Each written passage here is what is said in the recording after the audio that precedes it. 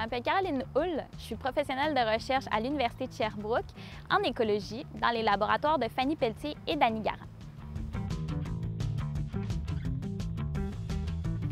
L'Anthropocène, c'est le nouveau mot qui a été proposé pour décrire l'ère des humains.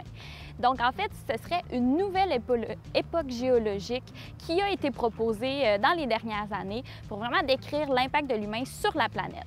Il existe la Charte stratigraphique internationale, qui est un outil qui permet de regrouper en fait toute l'histoire de la Terre, un peu sous la forme d'un calendrier, qui nous permet de connaître les différentes époques géologiques, les ères et tout ça. Et en ce moment, on se retrouve dans l'Holocène. C'est une époque qui est caractérisée par une grande stabilité de différents paramètres, mais notamment la température et la disponibilité en eau potable. Ça fait plus de 10 000 ans qu'on est dans l'Holocène et que ces paramètres-là sont plutôt stables. Par contre, depuis l'arrivée de l'être humain moderne, on commence à se questionner à savoir est-ce que l'être humain a un impact considérable sur ces différents facteurs-là, puis est-ce que ça pourrait justifier la création d'une nouvelle époque géologique qu'on appellerait l'Anthropocène. Les humains ont toutes sortes d'effets sur la planète, on le sait déjà. Au niveau des sols, on retrouve plusieurs paramètres qui ont été modifiés depuis l'existence de l'être humain moderne. Par exemple, dans les sols et les sédiments marins, on va retrouver des particules d'origine anthropique, donc d'origine humaine. C'est le cas, par exemple, de certaines formes de plastique qui n'existaient pas avant. C'est le cas de certaines molécules d'aluminium transformées qui n'étaient pas dans les sols auparavant. C'est aussi le cas de cendres qui sont spécifiques au moment de brûler le mazout ou le charbon.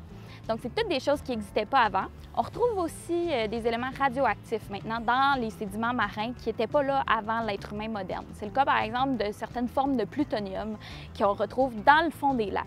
Il y a un autre aspect intéressant qu'on ne retrouvait pas dans les sols auparavant, et c'est les ossements d'humains, notamment, qui sont de plus en plus nombreux sur Terre et donc aussi de plus en plus nombreux sous Terre. Puis les ossements d'animaux domestiques. Donc, c'est le cas, par exemple, des animaux d'élevage, comme les vaches et les cochons, mais c'est aussi le cas des animaux qu'on retrouve dans nos maisons, par exemple, les chats et les chiens.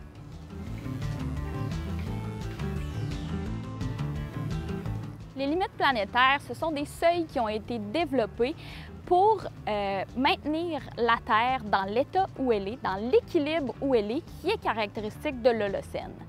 Donc, si on dépasse ces seuils, on pourrait possiblement se retrouver dans une nouvelle époque géologique qui ne serait plus l'Holocène, qui est caractérisée par sa stabilité. C'est des seuils qui ont été développés, en fait, pour illustrer l'impact de l'être humain sur la Terre et essayer de maintenir autant que possible l'équilibre de notre planète.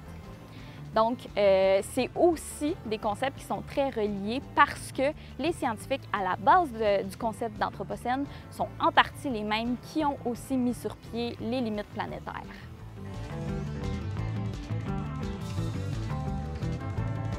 C'est pas nouveau qu'on connaît l'impact de l'être humain sur la Terre et qu'on sait que l'être humain fait toutes sortes de modifications à la planète.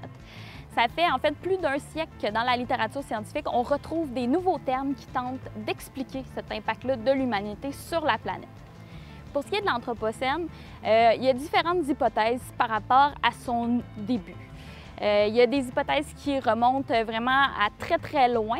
Il y en a d'autres qui remontent à la Révolution industrielle, donc au 18e siècle. Par contre, ces hypothèses-là ont été mises de côté parce que pour devenir une époque géologique, l'Anthropocène devrait être visible partout en même temps sur la planète. Ce qui était un petit peu moins le cas pour la Révolution industrielle, qui est surtout localisée en Europe. Les effets dans les sols qui sont visibles sont majoritairement en Europe. Aujourd'hui, on va plutôt parler de la grande accélération au 20e siècle, qui serait l'origine de l'Anthropocène et qui est caractérisée par une extrême croissance des populations humaines, mais aussi par l'industrialisation et par l'exploitation des ressources minières et énergétiques, et aussi par l'utilisation des armes nucléaires. Les premiers tests nucléaires ont été faits dans ces années et auraient tous laissé des traces dans nos sols ou dans nos sédiments marins qui pourraient être des signatures finalement de l'Anthropocène.